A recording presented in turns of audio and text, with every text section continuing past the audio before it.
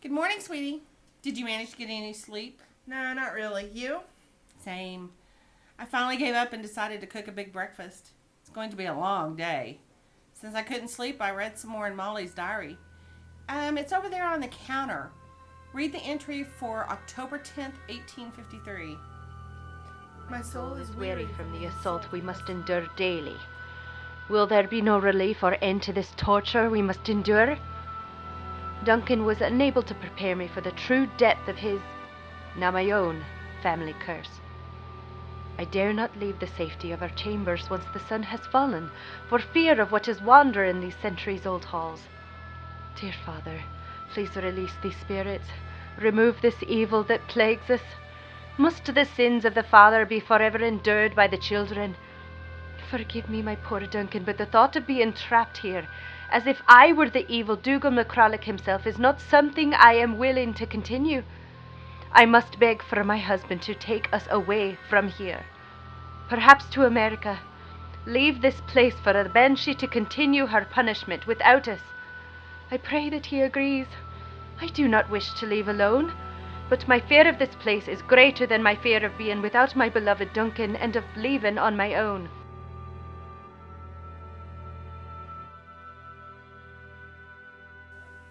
Wow, so it was Molly's idea to leave Scotland? Pretty brave. Especially considering the time period. A woman traveling on her own was pretty risky. What's pretty risky?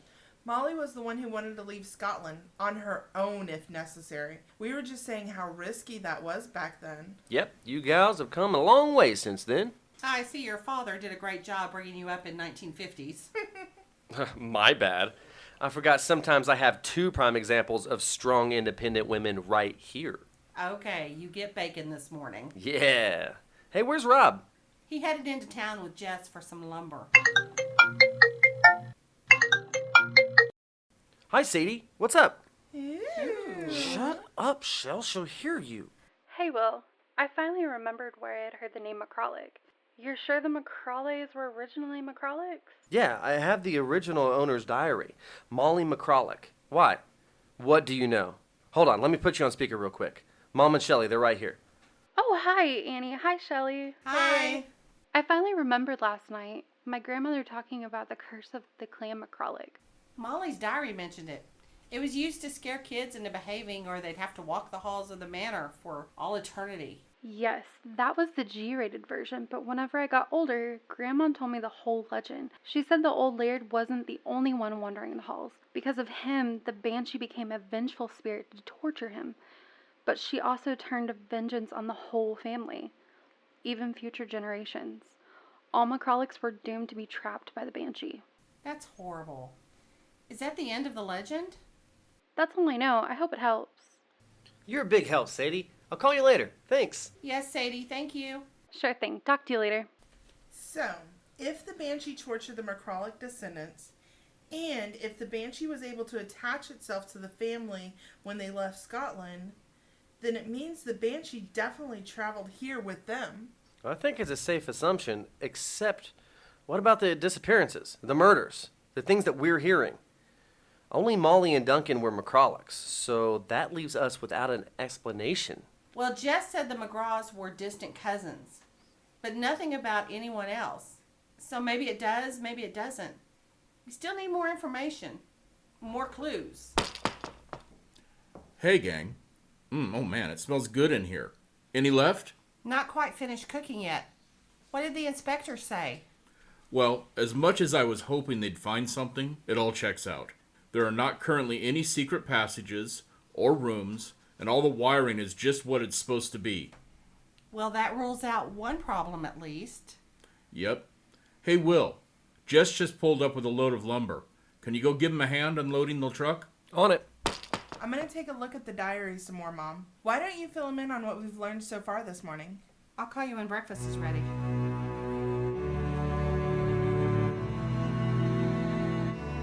Jess, can I ask you something? I reckon you can. Have you had any experiences here? You know, like seen or heard anything you can't explain? I really don't like talking about it. Well, I understand, but listen, my mom plans on living here. I want to make sure that she's going to be safe, and that means getting to the bottom of this. So if there's anything that you can tell us, I mean anything, besides all the ghost stories that everyone in the town already knows, it'll really make a difference. Well, I was fresh out of high school. I had me a high school sweetheart. Her name was Jamie. She was a real beauty. For me, there was no other girl in the world. Hasn't been since. We were going to get married, but darn it. What happened?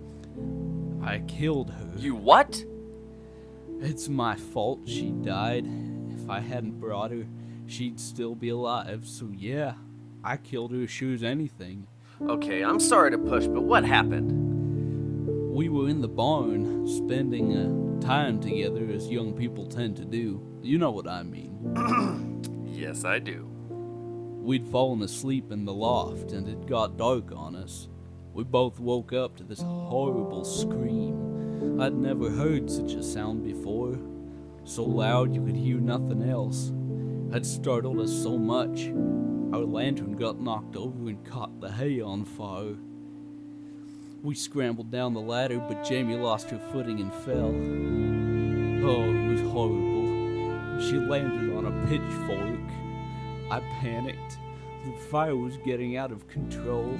I couldn't breathe, and Jamie was bleeding so much, gasping for air. She was dying. I didn't know what to do. I couldn't save her. I didn't want to die too. I ran. If only I had tried to save her. If only I hadn't ran. I would have died too, but the guilt I've lived with all these years has been my punishment. Man, I'm so sorry. Was there an investigation? There were some horses being boarded in the barn. I told the police one of the horses knocked her onto the pitchfork and the fire was too much for me to get to her. I guess you're the first person I've told the truth to. Thank you. Thank you for telling me. And I promise, your secret's safe with me. Can I ask you one more question? If you must. Do you know what a banshee is? That's why I leave before sundown. I escaped whatever it was once. I may not be so lucky next time. But then again, maybe I deserve whatever she would do to me.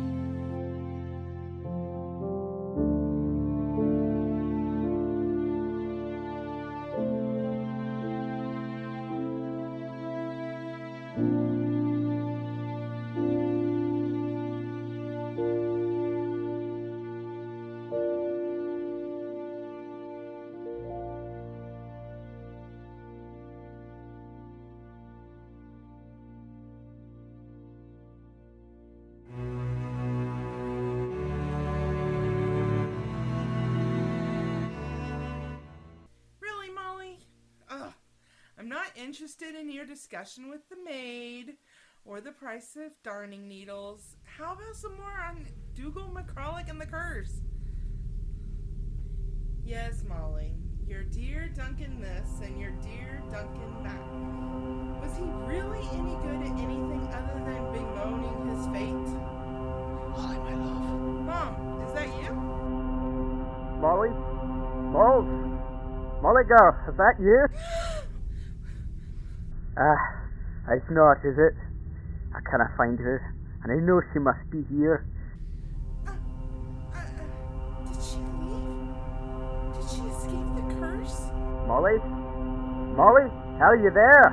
Can you hear me? She has to be here. No one escapes.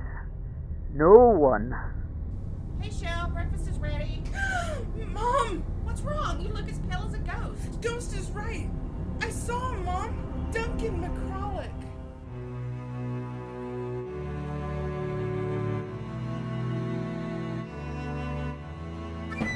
Episode 7, New Voices, features Jonna Summers as Annie Seals, Dennis Plummer as Rob Seals, Natasha Campbell as Shelley Pledger, Luke Church as Will Pledger, Devin Bollet as Sadie, Josh Keller as Jess and Duncan McCulloch, and Courtney Jensen as Molly McCulloch.